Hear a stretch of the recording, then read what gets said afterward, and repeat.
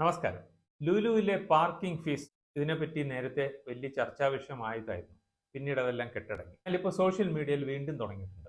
അതിന്റെ കാരണം സന്തോഷ് ജോർജ് കുളങ്ങരയുമായിട്ടുള്ള ഒരു അഭിമുഖത്തിൽ അദ്ദേഹം പറയുകയുണ്ടായി, ഞാനായിരുന്നു ലുലു നടത്തുന്നതെങ്കിൽ പാർക്കിംഗ് ഫീ വാങ്ങില്ല എന്നാണ്. എപ്പോഴും എല്ലാവരും പറയുന്ന ഒരു കാര്യമാണ്, ദുബായിൽ ഇത് നടക്കുമോ? ദുബായിൽ നടക്കും. എന്നാൽ ദുബായിൽ പാർക്കിംഗ് ഫീ ഇല്ല, ഫ്രീ ആണ്, ലുലു ഉൾപ്പെടെ. പക്ഷേ ഒരു സ്ഥലത്തുണ്ട്, അത് ഇപ്പോഴൊന്നും തുടങ്ങിയതല്ല, 15 വർഷത്തോളമായി. അവിടുത്തെ പ്രശസ്തമായതും ഏറ്റവും പഴയതുമായ ദേറ സിറ്റി സെന്റർ എന്ന് പറയുന്ന ഒരു ഷോപ്പിംഗ് മാളുണ്ട്. ആ ഷോപ്പിംഗ് മാളിന്റെ സമീപത്തു കൂടി മെട്രോ ട്രെയിൻ സ്റ്റേഷൻ വന്നു. അങ്ങനെ വന്നു കഴിഞ്ഞപ്പോൾ ആ പരിസരത്തുള്ള ആളുകളെല്ലാം ഷോപ്പിംഗ് മാളിൽ കാറ് കൊണ്ട് പാർക്ക് ചെയ്തിട്ട് പല സ്ഥലത്തേക്കും മെട്രോയിൽ കയറി പോകുന്ന ഒരു ഹാബിറ്റ് വരാൻ തുടങ്ങിയപ്പോൾ ഇത് പ്രശ്നമാണെന്ന് മനസ്സിലാക്കി മുനിസിപ്പാലിറ്റി അവിടുത്തെ പാർക്കിങ്ങിന് ഫീസ് ഈടാക്കാനായിട്ട് അനുമതി കൊടുത്തു. അതൊരു കറക്റ്റ് ന്യായം തന്നെയായിരുന്നു. വലിയ തിരക്കും ബഹളമൊന്നും ഇല്ലാതിരുന്ന, അല്ലെങ്കിൽ പ്രശസ്തമല്ലാതിരുന്ന എടപ്പള്ളി എന്ന് പറയുന്ന ജംഗ്ഷൻ ലുലു വന്നതോടുകൂടിയാണ് നൂറുകണക്കിന് സ്ഥാപനങ്ങൾ അവിടെ വരികയും എറണാകുളത്തിന്റെ ഏറ്റവും തിരക്കേറിയ ഒരു ജംഗ്ഷനായി മാറുകയും ചെയ്തു. ആ പരിസരത്ത് ജോലി ചെയ്യുന്നവരും വന്നു പോകുന്നതുമായിട്ട് എല്ലാ ആളുകളും ലുലുവിൽ വാഹനം നിർത്തി എവിടെയെങ്കിലും പോകുന്നുള്ള കാര്യത്തിന് സംശയമില്ല. അതുകൊണ്ട് ചെറിയൊരു തുക വച്ചേ പറ്റൂ.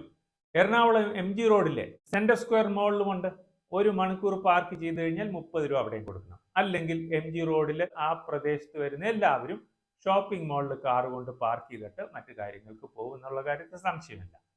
ഇതുകൊണ്ട് തന്നെയാണ് ഇങ്ങനെയുള്ള സ്ഥലങ്ങളിൽ പാർക്കിംഗ് ഫീസ് ഈടാക്കുന്നത്.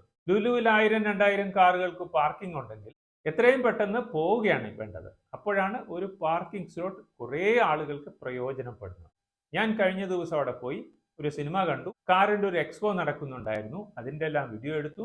അതിൻ്റെ ഒപ്പം ലുലുവിൽ അത്യാവശ്യം കുറച്ച് സാധനങ്ങൾ വാങ്ങിക്കാനുണ്ടായിരുന്നു. എല്ലാം കൂടി എടുത്ത് വന്നപ്പോഴത്തേക്ക് 5.25 മണിക്കൂർ പാർക്ക് ചെയ്തു 70 രൂപയാണ് നൽകിയത്.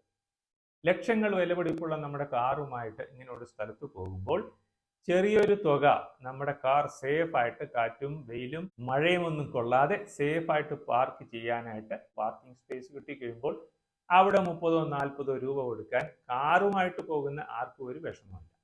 സെൻട്രൽ സ്ക്വയർ മാളിലാണെങ്കിലും ലുലുവിലാണെങ്കിലും നമ്മൾ കൊടുക്കുന്ന പാർക്കിംഗ് ഫീ 18% GST ഉൾപ്പെടെയാണ്. ഞാനിപ്പോൾ 70 രൂപ കൊടുത്തപ്പോൾ ഏകദേശം 5 രൂപ കേന്ദ്ര സർക്കാരിനും 5 രൂപ സംസ്ഥാന സർക്കാരിനും കിട്ടി.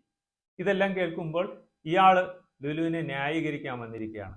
ലുലു എന്ത് തന്നു എന്ന് പലരും ചോദിച്ച് ഇതിൽ അഭിപ്രായം എഴുതാൻ സാധ്യതയുണ്ട്. കേരളത്തിൽ എന്തെങ്കിലും ഒരു നല്ല കാര്യം എപ്പോഴെങ്കിലും ഒരു വീഡിയോ ഇട്ട് കഴിഞ്ഞാൽ ഇടതിന്റെ ആളാണ് ന്യായീകരിക്കാൻ വന്നതെന്ന് പറയും. കേന്ദ്രം ചെയ്ത് എന്തെങ്കിലും ഒരു നല്ല പ്രവൃത്തിയെ പറ്റി ഒരു വീഡിയോ ഇട്ട് കഴിഞ്ഞാൽ കേന്ദ്രത്തിന്റെ ആളാണ് അവരെ ന്യായീകരിക്കാൻ വന്നതെന്ന് പറയും. ലക്ഷങ്ങളുടെ കാറുമായി നമ്മൾ അവിടെ പോകുമ്പോൾ നമ്മുടെ കാറ് മാന്യമായിട്ടൊരു പാർക്കിംഗ് സ്ലോട്ടിൽ പാർക്ക് ചെയ്ത് വരുന്നതിന് 20, 30, 40 കൊടുക്കുന്നതിന് ഒരു പ്രശ്നമില്ല എന്നുള്ളതാണ് എൻ്റെ ഇഷ്ടവും എൻ്റെ അഭിപ്രായവും.